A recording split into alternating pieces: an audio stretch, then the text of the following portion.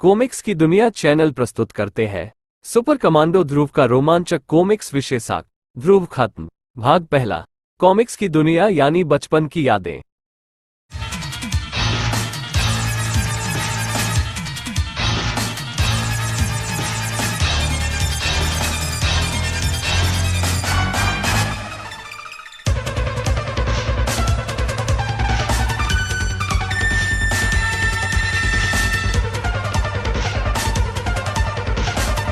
ब्रह्मांड की हर चीज जीवन और मृत्यु के चक्र में घिरी है।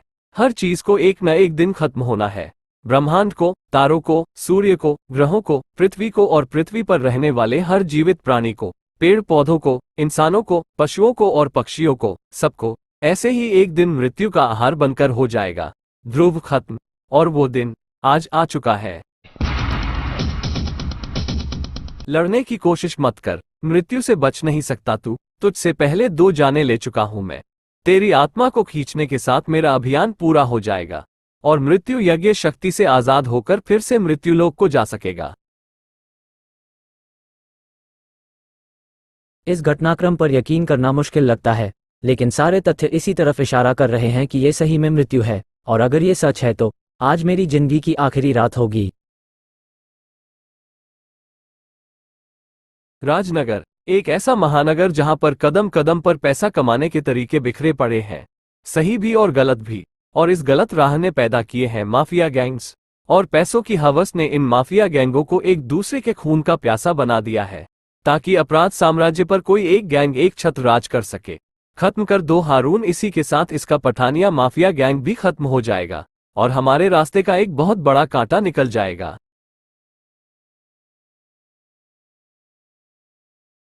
तूने तो मुझे मीटिंग के वास्ते अकेले बुलाया था कमीने, तेरा मतलब मेरा अल्लाह से मीटिंग कराने का था। पन तू क्या समझता है बिल्लू बादशाह कि हारून उल्लू की कोख से पैदा हुआ है। पूरा इंतजाम करके आयला है हारून। खोल दो दोजक का दरवाजा। शाह गैंग के दोगलों के लिए अपनी वैन में छुपाकर लाया है। अपने गैंग को हारून कमीना, मुकाबला करो। लेकिन शाह गैंग के आदमी तो सिर्फ एक आदमी को मारने आए थे, अत्याधुनिक हथियारों से लैस 3 आदमियों का मुकाबला करने के लिए नहीं। मेरे आदमी पके पपीतों की तरह गिर रहे हैं। यहां रुकना मौत को दावत देना है। भागता हूं।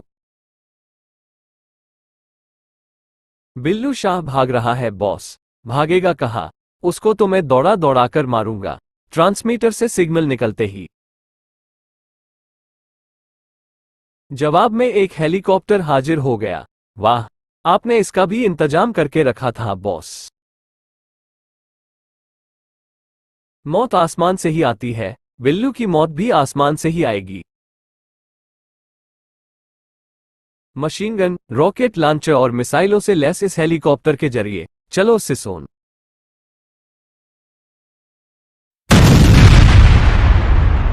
ओ, मुझे आबादी की तरफ भागना चाहिए। वहां पर ये इन हथियारों का इस्तेमाल नहीं कर पाएगा।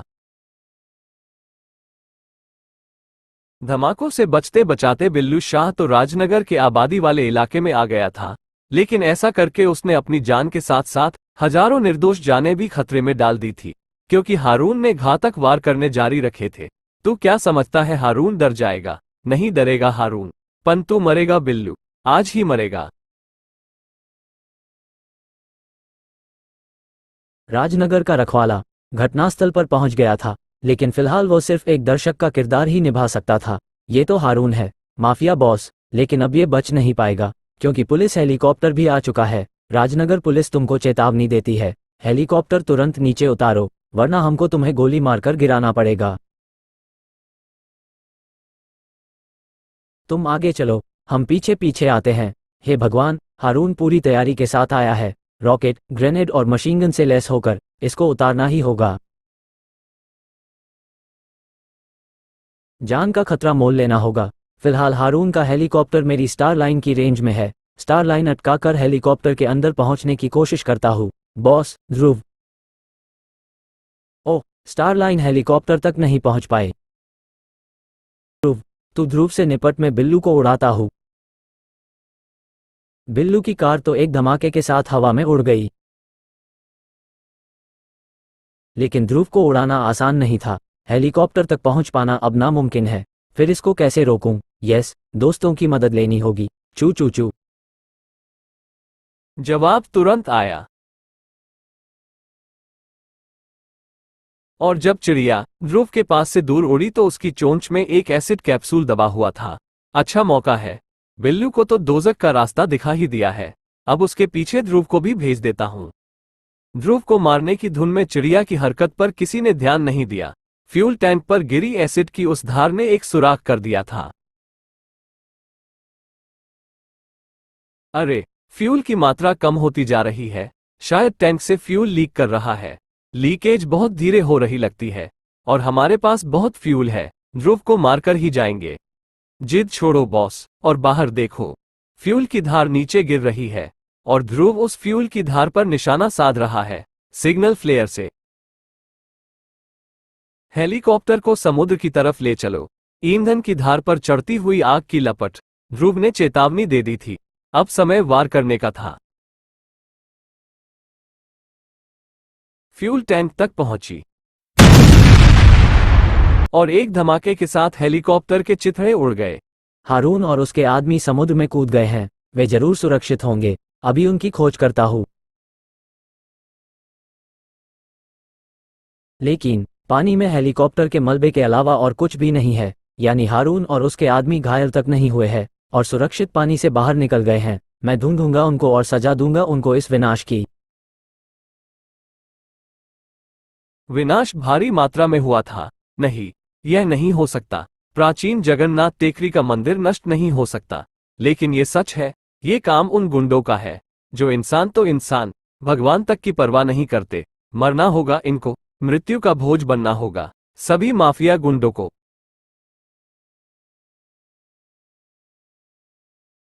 और इस कार्य को संपन्न करूंगा मैं।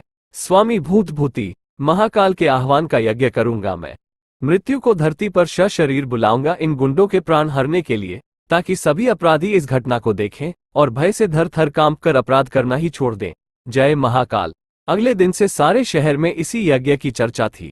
यज्ञ व्यग्न से कुछ नहीं होता यार, ये सब धकोसला है, ढोंग है। नहीं यार, भूतभूति महाराज के चमत्कार मैं अपनी आंखों से देख चुका हूं। वे बुलाएंगे तो मौत को भी सशरीर आना ही पड़ेगा। ऐसा है तो तमाशा देखने हम भी चलेंगे। जब पूरा शहर तमाशा देखेगा तो मैं ही पीछे क्यों रहूं। यज्ञ में सचमुच जैसे पूरा शहर उमड़ पड़ा था, कुछ श्रद्धावश, कुछ चमत्कार देखने के लिए और कुछ तमाशा देखने के लिए। लेकिन 3 दिनों से मैं रोज ये तमाशा देख रहा हूं। आज तो यज्ञ खत्म भी हो गया, फिर भी मृत्यु के दर्शन नहीं हुए। मैं कहता था न कि ये धकोसला है। धकोसला नहीं दोस्त, मृत्यु आएगी और सशरीर आएगी।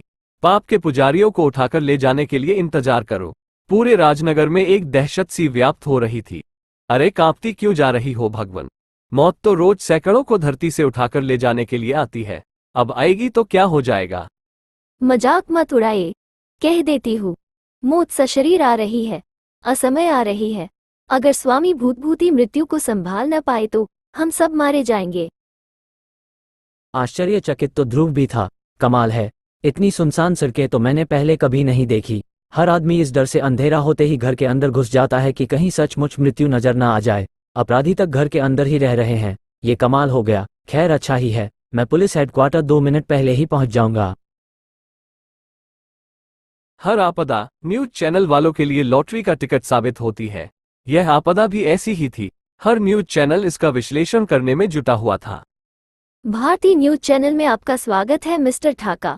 आप एक मनोवैज्ञानिक हैं, आपकी क्या राय है इस अफवाह के बारे में कि मौत सशरीर धरती पर आएगी? आपको ध्यान होगा मिस निशा कि कुछ समय पहले दिल्ली में ऐसे ही एक काले बंदर का आतंक फैला हुआ था। उसे कुछ लोगों ने आंखों से भी देखने का दावा किया था, हुलिया भी बताया था, लेकिन आज तक इसकी सत्यता की पुष्टि नहीं हो सकी है। सच तो ये है कि वह लोगों का वहम था, एक मास हिस्टीरिया था। ऐसे ही स्वामी भूतभूति के यज्ञ के कारण पैदा हुआ डर लोगों को मृत्यु के दर्शन जरूर कराएगा। कई लोग मृत्यु को देखने का दावा करेंगे, लेकिन यह एक वहम के अलावा कुछ भी नहीं होगा। कुछ भी नहीं, क्योंकि मृत्यु एक प्रक्रिया है, कोई नजर आने वाला प्राणी नहीं। स्वामी भूत भूती दुनिया को मूर्ख बना रहे हैं। स्वामी जी का मजाक उड़ा रहा है, इसका फल इसको भुगतना होगा। अभी ये स्वामी की चमत्कारी शक्तियों को जानता नहीं है। वो तो ठीक है मम्मी, लेकिन तुमने टीवी बंद क्यों कर दिया? कम से कम ठाका जी के विचार तो सुनने दो। कोई जरूरत नहीं है श्वेता, ऐसे नास्तिकों के विचारों को सुनने की। वैसे भी इसको जल्दी ही माफी मांगनी पड़ेगी, क्योंकि स्वामी जी ने बुलाया है तो मृत्यु को सशरीर आना ही पड़ेगा। अगर मैंने मम्मी से बहस की तो मेरी मौत जरूर आ जाएगी। फिलहाल चुप रहना ही बेहतर है, क्योंकि ये विश्वास का मामला है। ध्रुव को फिलहाल मृत्यु की नहीं, मृत्यु फैलाने वालों की तलाश थी। हारून का अड्डा हम लाख कोशिशों के बाद भी ढूंढ नहीं पाए हैं। हाँ, समुद्र में डूबे हेलीकॉप्टर का मलबा हमने जरूर निकाल लिया था, उसमें से भी कुछ नहीं मिला सिवाय कुछ मामूली चीजों के।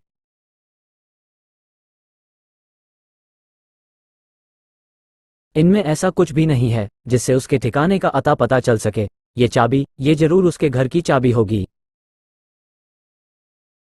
जरूर होगी, मैं भी मानता हूँ, लेकिन ताले की चाबी तो बनवाई जा सकती है, पर चाबी से ताला कैसे ढूंढा जा सकता है?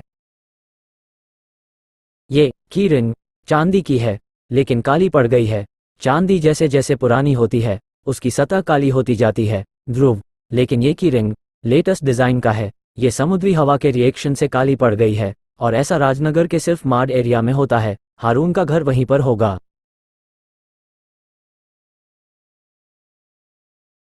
माड राजनगर का दूसरा सबसे बड़ा इलाका है ध्रुव।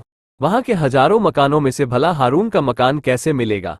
मैं उस एरिया के कुत्तों और चिड़ियों को इसी काम पर लगाने जा रहा हूँ। साथ ही साथ मैं भी उस इलाके में गश्त करूंगा। ऐसे एक दिन के अंदर हारून का पता चल जाएगा। उस रात कई प्राणी हारून को ढूंढ रहे थे, लेकिन हारून की तलाश इनके अलावा किसी और को भी थी,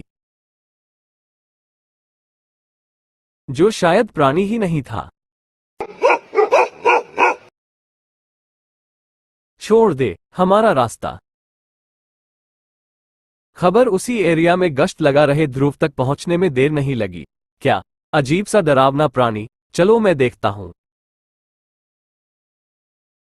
जल्दी ही ध्रुव उस प्राणी तक जा पहुंचा। रुको, कौन हो तुम और यहां पर क्या कर रहे हो? तेरी तो उम्र अभी बाकी है बच्चे। फिर तू मृत्यु का रास्ता क्यों रोकना चाहता है?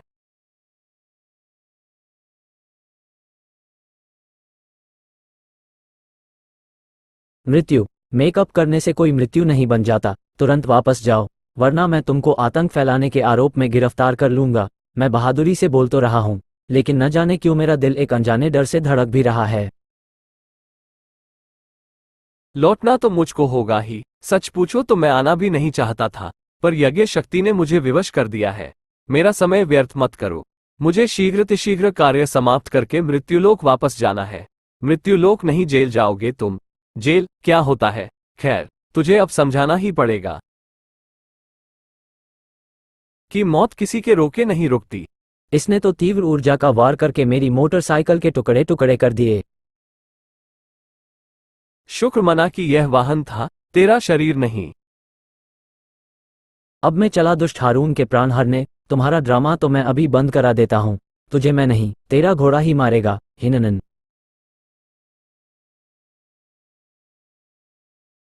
ध्रुव ने घोड़े को आदेश तो मृत्यु को गिराने का दिया था, लेकिन गिरने वाला मृत्यु नहीं, ध्रुव था।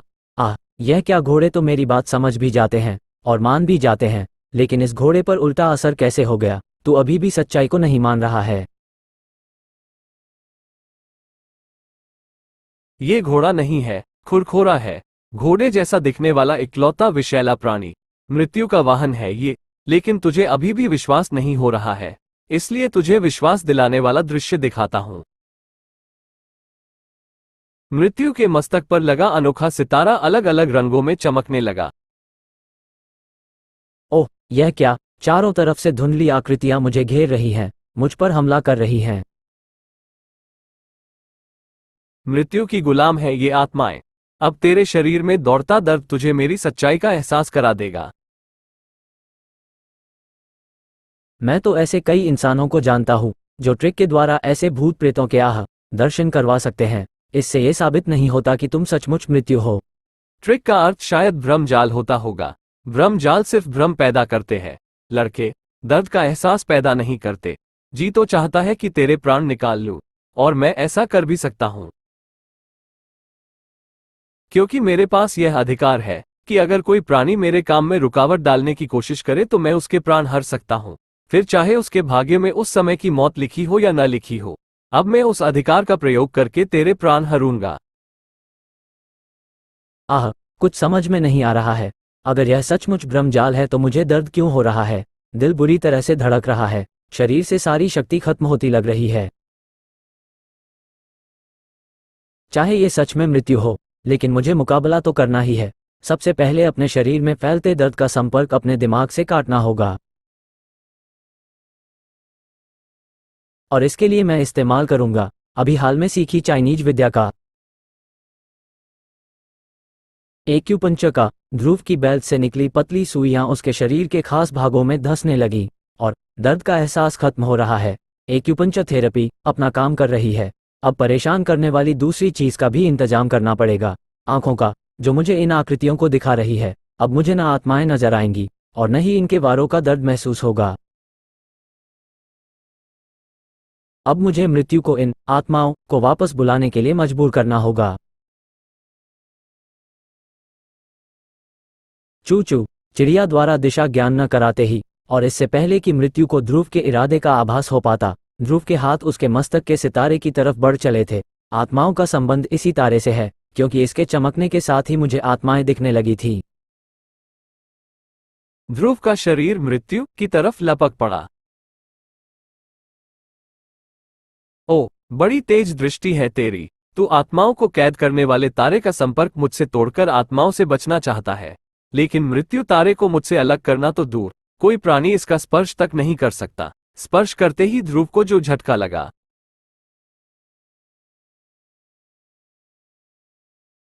भयंकर झटका था वह। ध्रुव का सारा शरीर कांपकर रह गया। तुझसे खेलने में मजा तो आ रहा था बच्चे, क्योंकि मृत्यु को चुनौती देने वाले रोज रोज तो मिलते नहीं हैं, पर मुझे अपना कार्य पूरा करने में विलंब नहीं करना है। लेकिन अगर तू मौत से नहीं खेल सकता तो मृत्यु के पर काले से खेल, अपनी मृत्यु तक। हे भगवान, ये प्राणी तो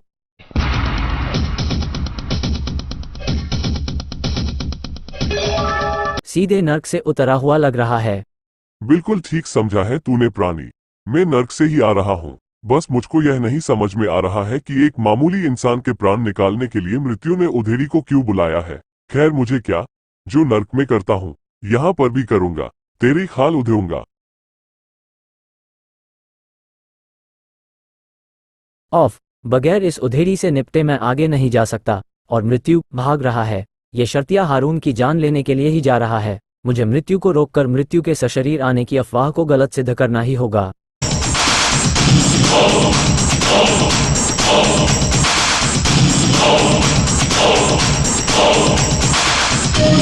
Oh